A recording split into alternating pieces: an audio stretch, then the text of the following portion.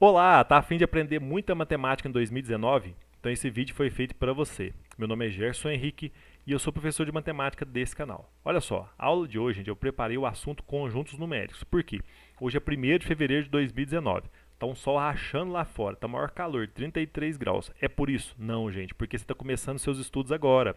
E em matemática, gente, a principal ferramenta que a gente tem são os números. Então você tem que saber aonde que eles estão localizados ali, qual conjunto que é qual, tal qual número, né?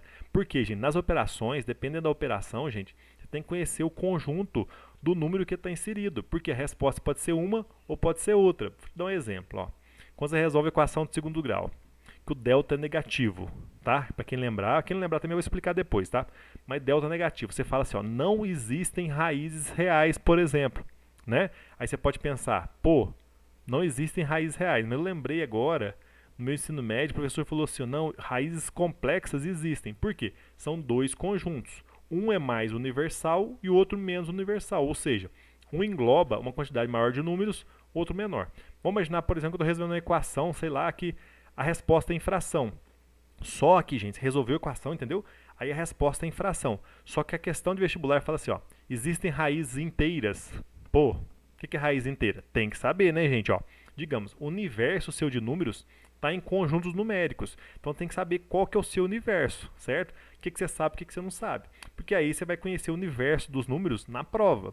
Deu para entender? Então aqui, ó, vamos começar, gente, com conjuntos numéricos, com a origem dos números, porque você vai começar a entender desde o começo. Ó, pensa nos primórdios da humanidade, mais de 10 mil anos atrás. O homem primitivo, gente, das cavernas, que na verdade é um mito isso, né? Nunca morou nas cavernas, viu, gente? É um mito. Aquele homem primitivo lá, tal, que usava a caverna para algum fim, tal, não era para morar, mas para algum fim. O que ele tinha, gente? O cara geralmente se aprendeu assim, ó, era camponês, né? Então ele tinha ovelhas, sei lá, ou bois também, né? Mas é ovelha, vamos pensar na ovelha. Ele tinha 6 ovelhas, vamos colocar, ó, 6 ovelhas. Gente, olha que coisa sofisticada, isso aqui é um bem da humanidade. Isso aqui, ó, 6, isso aqui é um símbolo matemático, isso aqui é o quê? Português, não é? Não existia isso, não existia a língua, nem existiam os símbolos que representavam quantidades no mundo real. Então, como é que ele fazia para representar, para ter uma simbologia dos 6 ovelhas, por exemplo? Não tinha. Então, olha que coisa de gênio, né, gente? O cara das cavernas sabia nem falar, hein? Nem se comunicar, só por gestos. Ele pegava um osso qualquer, tá? E fazia ranhuras, tá? Marcava o osso, tal. Aí ele fazia 6 marquinhas, sem saber que era 6, mas fazia uma marquinha para cada ovelha. Tá, tá, tá. E soltava as ovelhas pro pasto. Aí à tarde ele recolhia. Por que ele recolhia? Senão o lobo mau ia lá e comia tudo. Aí o que acontece? Ele voltava uma ovelha, marcava, voltava outra, marcava. No final, gente, batia a quantidade de ranhuras no osso com a quantidade de ovelhas. Ok, não perdeu nenhuma, tá vendo? Assim que funciona. Se faltasse uma, faltou ali um buraquinho, né? Uma ranhura. Ele ia atrás. Ou, né, viu que perdeu mesmo, tá? Aí ele chorava, tal, menos uma, né? Tal, ficava triste. Mas, gente, o fato é, você fazia uma relação entre duas coisas, uma bijeção que fala, entre cada ranhura e cada ovelha. Lógico, hoje a gente faz assim mais, a gente sofisticou a ideia de número, né? Mas a ideia principal era essa. Você pode pensar, é só osso? Não. Dizem os historiadores em matemática, gente, que se usava também madeira, tá?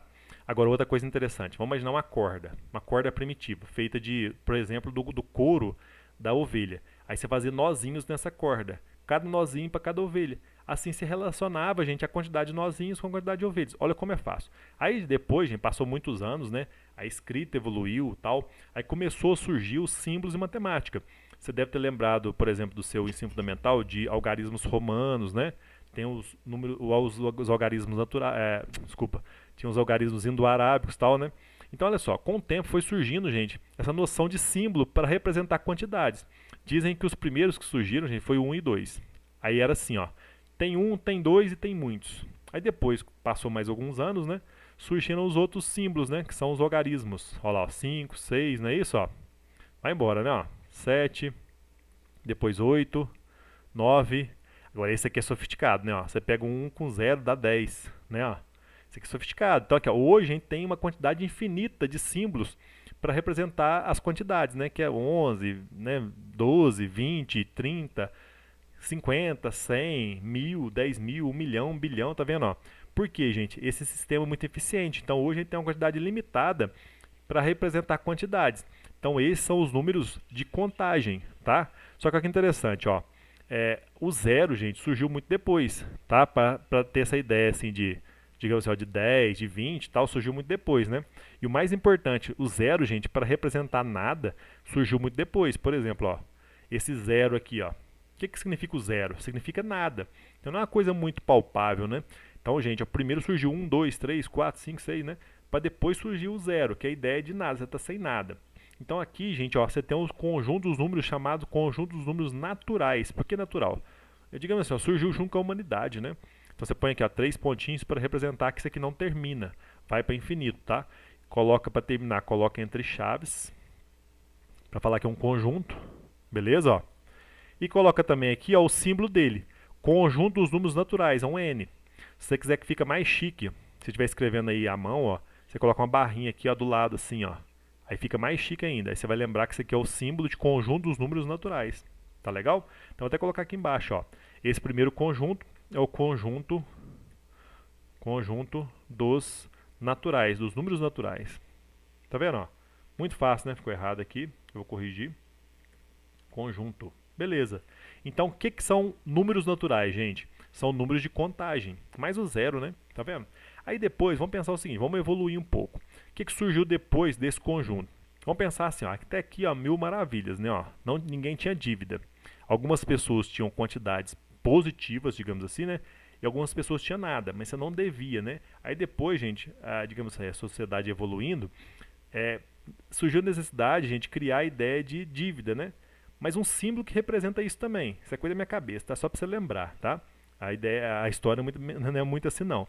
Mas a noção é essa, gente, ó. Pensa, aqui você tem as coisas ou não tem nada. Se você dever para alguém, por exemplo, você tem R$ 5 na sua mão. Agora, se você tiver pegado emprestado, você deve R$ 5. Então, o símbolo que representa você dever R$ 5 é menos 5, né? Não é isso? Ó? Então, essa ideia de negativo surgiu depois. Então, o que eu vou fazer agora? Ó? Eu vou simplesmente pegar os números naturais, certo? Ó, vou copiar ele aqui, todos, viu? Ó? Copiar de novo. Você vem cá, ó. Vamos pegar aqui e colocar embaixo, ó. O que eu vou fazer agora, gente? Vou pegar aqui, ó, e vamos imaginar que esses aqui são positivos, e são mesmo, né? Vamos pegar agora os negativos, ou seja, os opostos desse número. Então você vem para baixo aqui, ó. Você vem aqui menos 1, é o oposto do número 1, não é isso? Ó, depois, vou colocar vírgula já, né? Ó. Menos 2, não é isso? Ó, que é o oposto do 2. Aí vai, vamos embora. Ó, vamos continuar agora. Menos 3, menos 4, não é isso? Ó. Menos 5, menos 6, menos 7, depois menos 8, depois menos 9, depois menos 10, não é isso? Ó, vai embora, ó. Menos 11, vou colocar menos 11 também, né? Menos 12, menos 13, menos 14, menos 20, menos 30, menos 50, menos 1 milhão, menos 1000, né? Então aqui ó, eu vou colocar 3 pontinhos também. Pronto, gente. Então aqui, ó, o que eu fiz? Eu simplesmente peguei os naturais e obtive seus opostos, ou seja, os negativos. Agora o zero não conta, né? Por exemplo, se eu imaginar aqui mais zero e menos zero, trazer aqui menos zero não tem sentido. Por isso que eu falo que o zero é neutro, nem é positivo nem negativo, porque não faz diferença. Por exemplo, você pega 3 mais 0 e 3 menos 0 dá a mesma coisa. Ou seja, o sinal positivo ou negativo na frente do zero não tem sentido. O zero é neutro. Então, olha só, o que eu vou fazer agora? Eu vou organizar esses números aqui no conjunto. Então, esse conjunto novo, eu chamo de conjunto dos números inteiros. Represento por Z, tá? Você vem aqui, abre uma chave e se coloca assim, ó. Começa assim, ó, daqui para cá, tá? Não precisa colocar todos, tá? Coloca alguns negativos aqui, ó, da esquerda para a direita. Então, vou começar assim, ó, 3 pontinhos, tá?